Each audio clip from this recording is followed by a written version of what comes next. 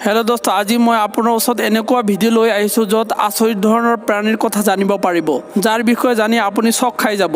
পৃথিৱীত থকা এনেকুৱা প্ৰাণী যাৰ বিষয়ে মানুহে কেতিয়াও কল্পনাই কৰা নাই, যি আমাৰ লগত এই পৃথিৱীত বাস কৰে বা কৰিছিল। আহক ইয়াৰ বিষয়ে জানি লওঁ। এনেকুৱা কি প্ৰাণী হয়? কলাবাজি কৰি থকা কিছুদিন আগতে সাবৰিনেল নামৰ এই নতুন প্ৰজাতিৰ মকৰা বিচাৰি উলিওৱা হয়, আৰু ইয়াৰ মাজত ইণ্টাৰেষ্টিং কথা এইটো হয় যে ই বতাহত ডেন্স কৰি কৰি চিকাৰীৰ পৰা নিজক বচোৱাত এক্সপাৰ্ট হয়। ইয়াৰ পিছত আহে পোৱালি দিয়া ভেকুলী। এনেতো গোটেই ভেকুলী কণী দিয়ে, কিন্তু ইমৰনেক্স নামৰ এনেকুৱা ভেকুলী যিয়ে মানুহৰ দৰে পোৱালি দিয়ে। ইয়াৰ পিছত আহে আনকমন চৰাই। এই চৰাই একদম বেলেগ আচৰণৰ হৈ থাকে। ই কণী দিয়াৰ কাৰণে দুটা চেম্বাৰ বনায়।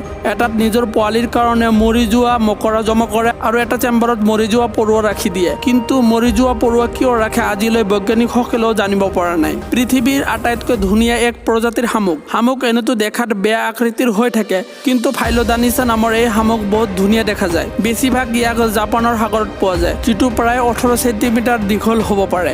ইয়াৰ পিছত আহে শুকান ঘাঁহৰ দৰে দেখি পোৱা কীট। ইয়াৰ নাম ফিগ্ৰেন নেষ্টেৰিয়া হয়। ই এনেকুৱা কীৰা যি দেখাত কমজোৰ যেন লাগে আৰু একদম শুকান আৰু সৰু গছৰ ডালৰ দৰে দেখা যায়। যেতিয়া গছত বহি থাকে প্ৰথমবাৰ আপোনাৰ চকুতে নপৰিব।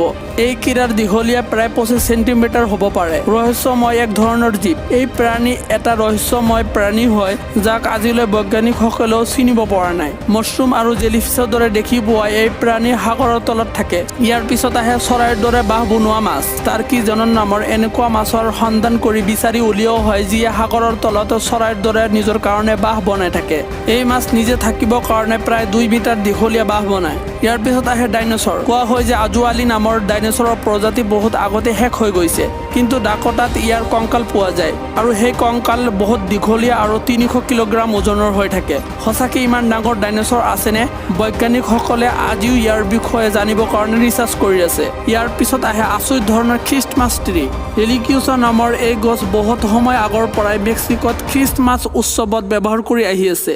কিন্তু কিছুদিন আগতে বৈজ্ঞানিকসকলে জানি পায় যে প্ৰায় 1 মিটাৰ দীঘলীয়া এই গছ মাটিৰ ওপৰত নহয়, শিলৰ ওপৰতহে জন্মে। এতিয়া প্ৰশ্ন হয়, গোটেই গছ-গছনিৰ কাৰণে মাটি আৰু পানীৰ প্ৰয়োজন হয়, কিন্তু ই শিলৰ ওপৰত পানী নোপোৱাকৈ কেনেকৈ জীৱিত আছে?